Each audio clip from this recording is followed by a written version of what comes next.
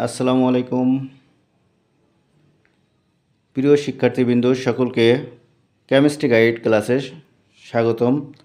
আজ আমরা আলোচনা করব পরমাণুর গঠন সম্পর্কিত অধ্যায়ের বোর মডেল ও তার সীমাবদ্ধতা।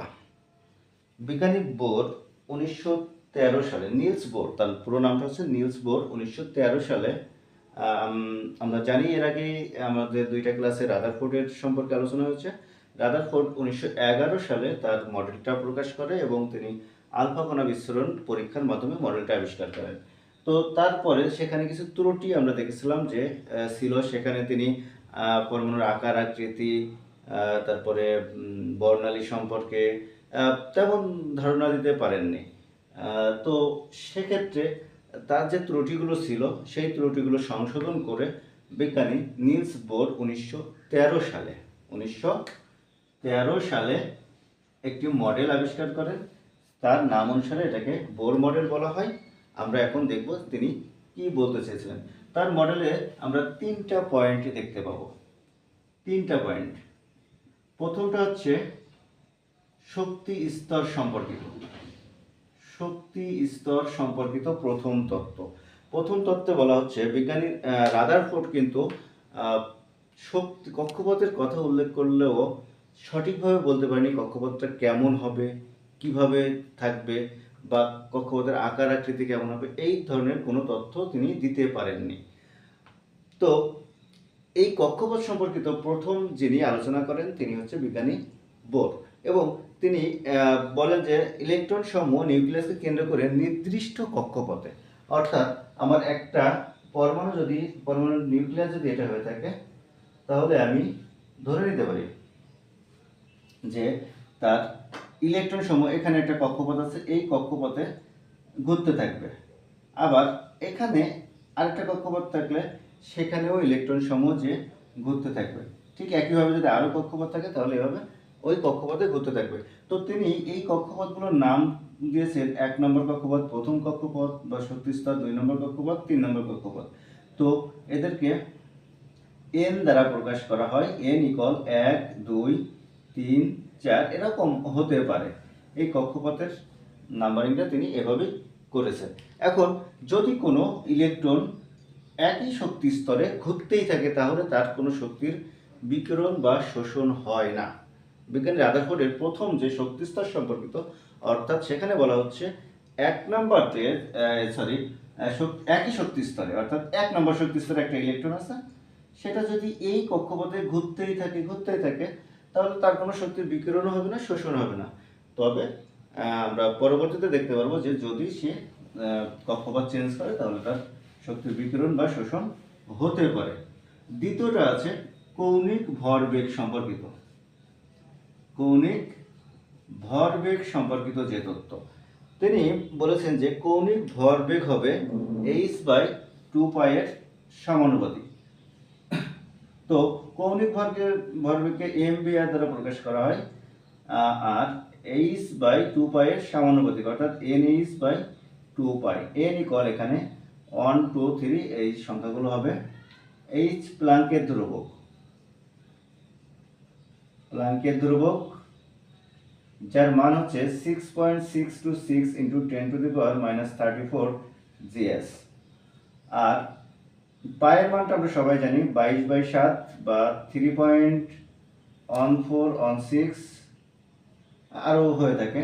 আর এখানে m বলেছে, m বলতে ইলেকট্রনের ভর, v বলতে ইলেকট্রনের বেগ, এবং r বলতে ব্যাসার্ধকে বোঝানো হয়েছে। কৌণিক ব্যাসার্ধ যেটা হবে সেটাকে বোঝানো হয়েছে। অর্থাৎ কৌণিক ভরবেগে হবে mvr = nh/2π। এরপরে 3 নম্বরটা বলেছে তার শক্তি শোষণ এবং বিকিরণ সম্পর্কিত। শোষণ আর বিকিরণ সম্পর্কিত। যদি ইলেকট্রন সমূহ, আমরা প্রথম যে শক্তি স্তর সম্পর্কিত বলছিলাম সেখানে দেখছিলাম যে ইলেকট্রন সমূহ একই কক্ষপথে ঘুরলে তাদের শক্তির শোষণও হয় না, বিকিরণও হয় না। কিন্তু যদি ইলেকট্রন সমূহ এক স্তর থেকে অন্য স্তরে চলে যায় তাহলে তাদের শক্তির শোষণও হতে পারে, আবার বিকিরণও হতে পারে। তো এই শক্তির শোষণ বা বিকিরণ কখন হয়? যখন উচ্চ শক্তি স্তর থেকে ইলেকট্রন নিম্ন শক্তি স্তরে যায় তখন তার শক্তির কিছুটা বিকিরণ হয়ে থাকে। আর যদি নিম্ন শক্তি স্তর থেকে উচ্চ শক্তি স্তরে যায় তাহলে শক্তির শোষণ হয়ে থাকে। এটাকে আমরা একটা চিত্র এঁকে দেখতে পারি, যে এখানে একটা চিত্র আঁকলাম, একটা দুইটা কক্ষপথে দিলাম।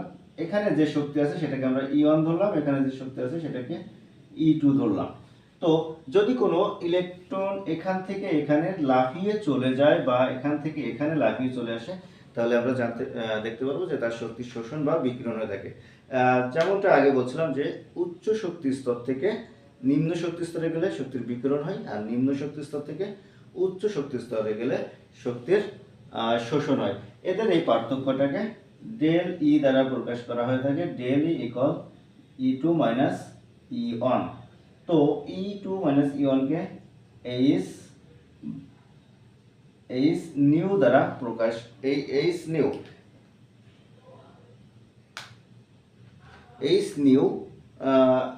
নিউ হচ্ছে ডেল ই সমান এইচ নিউ, যেখানে এই নিউটা, এটা নিউ উচ্চারণটা হবে নিউ হচ্ছে এখানে কম্পন সংখ্যা।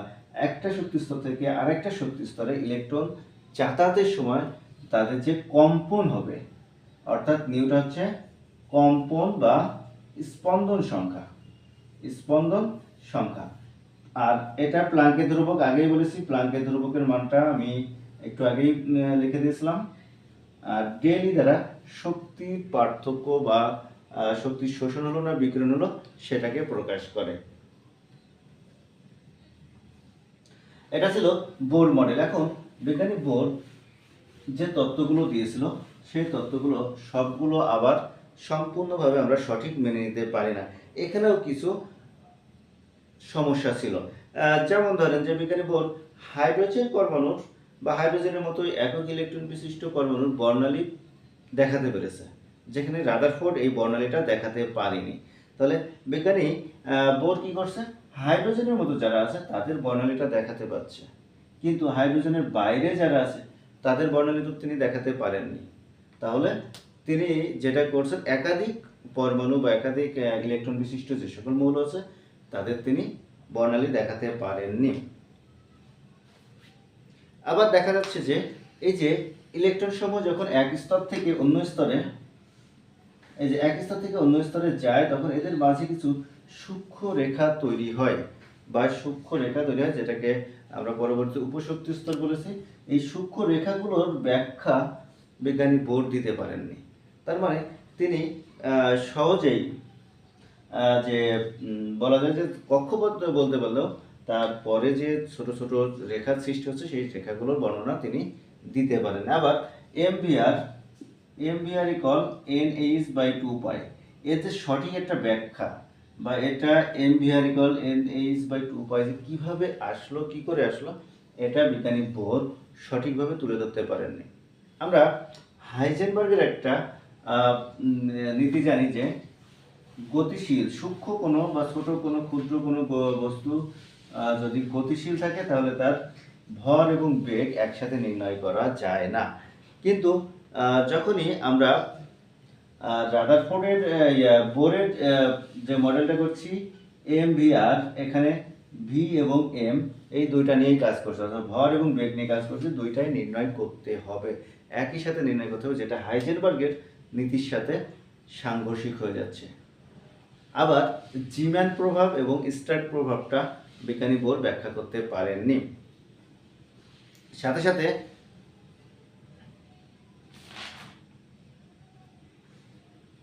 বিজ্ঞানী বোর তার যে ত্রিমাত্রিক বিন্যাস, ইলেকট্রন সমূহ শুধু যে গোলাকার পথে ঘুরতে থাকে তা না, সেটা কিন্তু ত্রিমাত্রিক বিন্যাস, যে কোনো দিকে ঘুরতে থাকে। আমরা পরে জানতে পারবো সমারসিল্ডের ব্যাখ্যা থেকে জানতে পারি যে ইলেকট্রন সমূহ উপবৃত্তাকার পথেও ঘুরতে পারে, অর্থাৎ তারা ত্রিমাত্রিক দিকেও ঘুরতে পারে বা চলতে পারে। তাদের এই যে ত্রিমাত্রিক বিন্যাসটা বিজ্ঞানী বোর সঠিকভাবে দেখাতে পারেননি। তাহলে আমরা আজকের ক্লাসে জানতে পারলাম বিজ্ঞানী বোর তার কি মডেল দিয়েছিলেন এবং সেখানে কি কি সীমাবদ্ধতা ছিল। ধন্যবাদ সকলকে এতক্ষণ সাথে থাকার জন্য। পরবর্তী ক্লাসে আমরা অন্য কোনো টপিক নিয়ে আলোচনা করব। আজ এ পর্যন্তই। সকলে ভালো থাকবেন, সুস্থ থাকবেন। আসসালামু আলাইকুম।